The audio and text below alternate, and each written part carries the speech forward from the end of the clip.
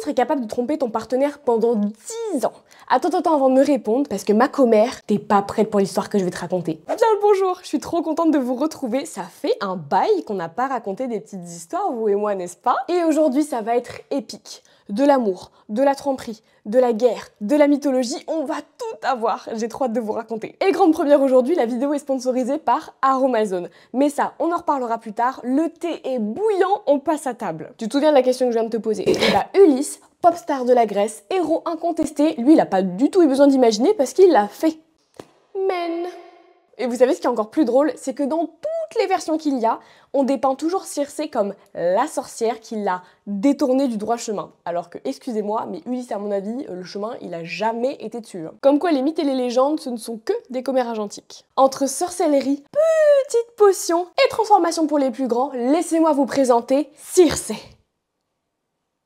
Elle aurait adoré ce produit, d'accord? Et ça, c'est l'acide hyaluronique 3,5%. Aromazone, c'est une entreprise qui est située dans le sud de la France et tout y est. Les usines, les laboratoires et le siège. Et ce qui est trop chouette avec Aromazone, c'est qu'il y en a pour tous les goûts. Que ce soit du DIY ou un produit déjà composé, vous pouvez tout acheter. Et comment vous dire qu'en étant cliente de Aromazone depuis très longtemps, je suis trop contente qu'il m'ait proposé ce partenariat. Partenariat qui d'ailleurs inclut un petit code promo pour vous afin d'avoir la livraison offerte. Parlons de ce fameux sérum. Il est hyper polyvalent et on peut notamment l'utiliser pour le visage et pour les cheveux. Première chose à savoir, c'est un des sérums à l'acide hyaluronique les plus concentrés du marché, 3,5% comme c'est dit dans le titre. Rien de surprenant chez Aromazone, mais la formule est 100% vegan et d'origine naturelle. Et c'est là que mes petites commères vont me dire, bah Anna, c'est super, hein, c'est trop bien, mais il sert à quoi? Déjà, il hydrate la peau, mais il peut aussi la lisser et la repulper. Et ça, on adore. Il est aussi top en soins anti-âge parce qu'en gros, il va venir combler les rides et donner un peu plus d'élasticité à votre peau. Une pompe suffit pour le visage et le cou, et pour les cheveux, c'est vraiment une pépite. Il adoucit et restructure les cheveux secs et abîmés. En gros, il va prendre toutes vos petites fourches et venir bien les travailler, bien les lisser et les hydrater en profondeur. On est sur un produit qui est une aide au coiffage. Le but, ça va être de rendre le cheveu vraiment doux et surtout de limiter les frisottis. Évidemment, il convient à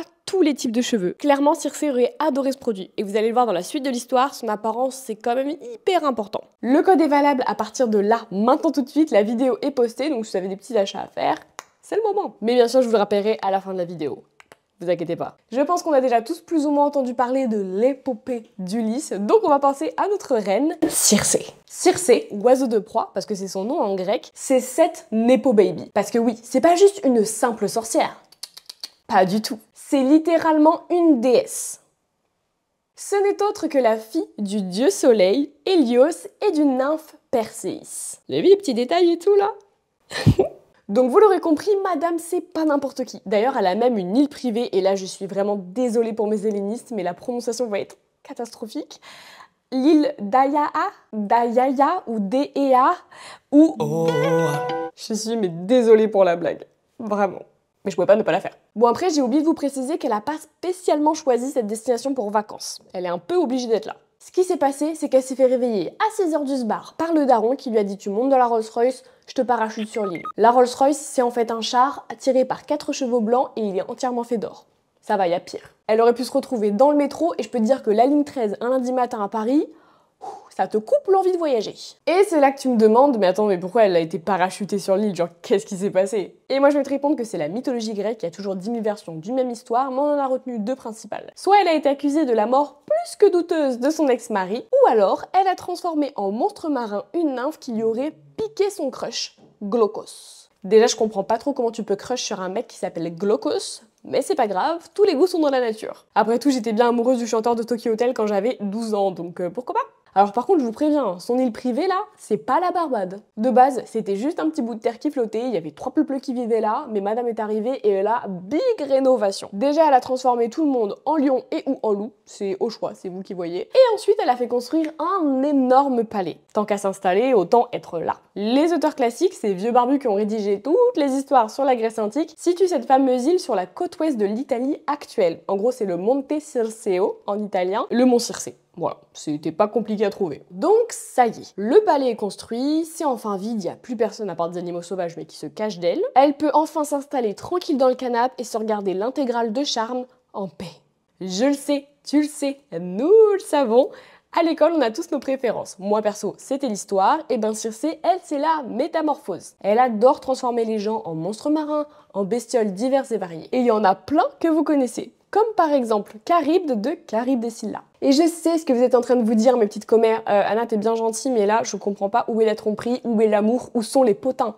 Attends, on y arrive. C'est là qu'Ulysse rentre dans l'histoire. Et c'est aussi là qu'on va se rendre compte que le héros, il est pas si héroïque que ça. Déjà avec son équipage, ça commençait à chauffer. Il y avait des tensions dans la villa, enfin sur le bateau. Tout le monde en avait marre de galérer pour rentrer, tout ça après une guerre qui a duré 10 ans. On y mange mal, et puis dormir à côté d'Ilias tous les soirs qui ronfle, on n'en peut plus quoi. Vous imaginez, vous avez déjà passé 10 ans avec vos collègues, et là faut en passer 10 de plus pour la route du retour. Mais moi, je pète un plomb, j'ai quitté le monde de l'agence, il y a une raison. Donc là, Ulysse se dit, ok, il y a une île là, vous savez quoi, on va accoster, on va se détendre un petit peu, refaire descendre les tensions, se ravitailler et on repartira un peu après. Mais on a l'habitude de ce genre de petit plot, vous vous doutez bien que la fameuse île, c'est LA fameuse île, celle de la sorcière la moins sociable de la Terre. Donc tout notre petit groupe arrive, il largue les amarres, patati patata, et là, il voit un village au loin. Donc Ulysse va demander à son second, enfin son sous-chef, j'y connais rien en termes de hiérarchie marine, donc si vous avez une petite idée, dites-moi. Il va donc demander à son second, mais je vous l'ai dit, il y a des tensions dans la villa. Vous savez ce qu'il va lui répondre? Mais tu es qui en fait? Mais t'as qu'à y aller toi, moi je suis pas ta boniche. Mais il est fada lui. Oh, ma fanée.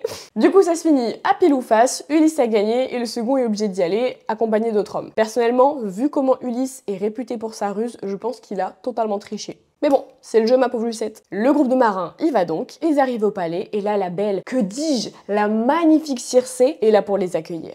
Elle leur fait les yeux doux, ça prépare des petits cocktails et elle les invite à entrer. Il n'y a que un marin qui va avoir la jugeote de se dire « c'est un peu trop beau, je vais rester en retrait pour l'instant ». Et c'est là que sous ses yeux ébahis va se passer une scène d'horreur. Je sais pas si vous avez déjà regardé le film Le Voyage de Chihiro, c'est littéralement un film qui m'a traumatisée quand j'étais petite. Mais vous savez la scène où les parents se transforment en cochons en train de s'empiffrer et de manger? Et ben voilà, c'est exactement ce qui se passe. D'ailleurs ça se trouve c'est inspiré de là, je ne sais pas. Donc ouais, tous les hommes se retrouvent transformés en porcs. Enfin en cochon. Je pense que Circé aurait choisi l'ours. Et je pense qu'à sa place, on aurait tous fait pareil, mais le marin qui était resté, vous savez celui qui s'est dit non, je vais attendre un petit peu, il s'est enfui et il a été prévenir direct Ulysse en mode mon gars, on est dans la merde. Bon ok, Ulysse c'est un peu un tricheur, on est d'accord, mais en revanche c'est un bon capitaine. Et il s'est dit, il est hors de question que je laisse bébé dans un coin, moi je vais chercher mes gars. Et là, alerte rouge à l'Olympe.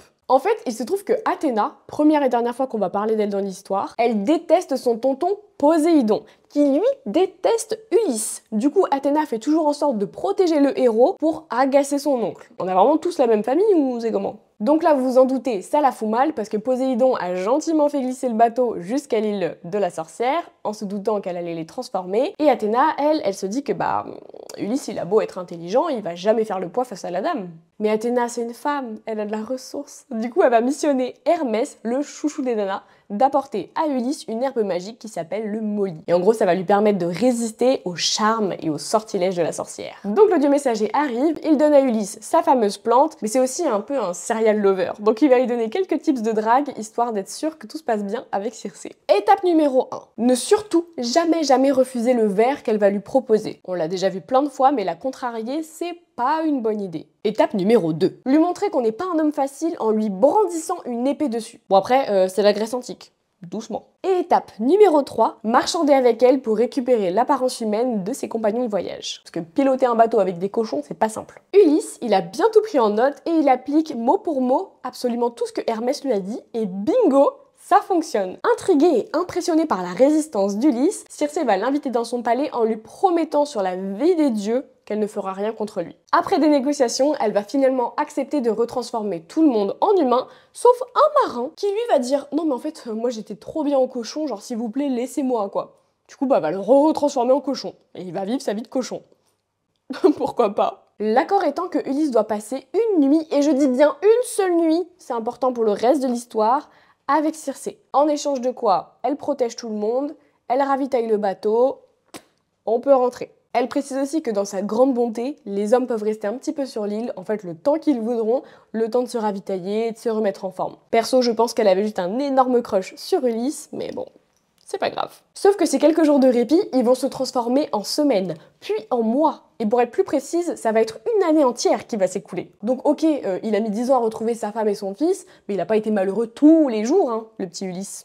Croyez-moi. D'autant plus qu'on le sait, Circé, elle est absolument mais bellissima. Genre, elle est décrite mais comme une beauté fatale. Et d'ailleurs, ils ne passeront pas une nuit ensemble, mais bien plus. Ils auront d'ailleurs un ou plusieurs enfants, ça dépend des versions. Donc comme quoi, ça avait l'air d'aller pour le héros, n'est-ce pas? Enfin bref, il est venu le temps de partir et là, grosse commère, la Circé, grosse commère, elle va donner plein de conseils à Ulysse et son équipe sur comment survivre en mer et surtout affronter les sirènes qu'ils vont pas tarder à croiser. Encore un passage hyper positif sur la dame qui sera effacée des mémoires au profit d'un homme. Mais anyway, on a l'habitude maintenant. D'ailleurs, fun fact, Circé sera finalement tuée par le fils d'Ulysse et Pénélope. Pénélope qui est quand même la femme officielle, qui a attendu Ulysse pendant 20 ans sans jamais le tromper, elle. Tandis que Ulysse, lui, sera tué par le fils qu'il a eu avec Circé. C'est des plot twists et des plot twists, ça ne s'arrête jamais dans la mythologie grecque. Et c'est là que tu me réponds, mais Anna, tu m'as menti, tu m'as dit que Circé c'était une déesse, mensonge, influx voleur, rend l'argent, cancel. Calme-toi, respire, tout va bien se passer. J'ai dit que c'était une déesse, oui, mais vous saviez que les déesses et dieux ne sont pas forcément immortels. Parce que l'immortalité, c'est un don qui s'acquiert et qui peut aussi être repris. Comme les dieux estimaient qu'avec sa magie, Circé était vraiment très dangereuse, il fallait quand même pas qu'elle soit en plus immortelle. En gros, ils craignaient un peu pour leur vie, donc ils se sont dit, elle, doucement. Et c'est ça qui est hyper intéressant avec Circé, c'est que c'est pas seulement une antagoniste, elle est pas méchante ni gentille, elle est elle, et c'est tout. Elle est vraiment multidimensionnelle. Elle est la séduction, elle est le sortilège, elle est colère, elle est savoir. Et en plus de l'Odyssée, Circé elle apparaît mais dans plein d'autres ouvrages avec des histoires qui s'entremêlent, c'est vraiment genre cette hit girl, on la voit partout. Elle est tellement partout que ça a été un peu compliqué pour moi de rédiger cette vidéo parce que j'ai dû choisir une seule version de sa vie alors qu'il en existe des dizaines et des dizaines avec plein de petits détails qui du coup influent sur tout le reste de l'histoire. Si vous avez regardé jusqu'ici, dites-moi dans les commentaires maintenant ce que vous pensez d'Ulysse. Alors est-ce que c'est toujours le héros des héros selon vous? Et surtout dites-moi ce que vous faites pendant que vous regardez ou écoutez la vidéo parce que justement ça m'intéresse pour le montage. J'espère cependant que cet épisode mythologique vous aura plu. Je remercie encore le partenaire du jour, Aromazone. C'est vraiment une marque super cool que moi perso je consomme depuis des années bien avant d'être créatrice de contenu. Et c'est ce genre de financement qui permet de me donner à fond sur ce genre de concepts qui sont assez longs mais que j'adore faire. Donc merci à eux. Encore une fois, code ADA24 pour la livraison gratuite. Je vous mets tous les détails en description. Vous retrouvez tout dedans de toute façon. Et si jamais vous voulez des commérages sur My Man Ulysse, n'hésitez pas à me le dire. Je peux faire un très long format ou plusieurs épisodes en fonction de ce qui vous intéresse. Comme d'habitude, n'hésitez pas à liker, commenter et partager. Vous connaissez la chanson. Je vous dis à très bientôt. Bye mes commères!